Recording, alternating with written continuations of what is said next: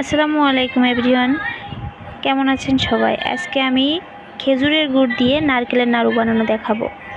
প্রথমে নারকেলগুলো কুড়িয়ে তারপর পরিমাণ মতো গুড় দিয়ে, যে যেমন মিষ্টি খেতে পছন্দ করেন সেরকম পরিমাণ মতো দিয়ে নেবেন।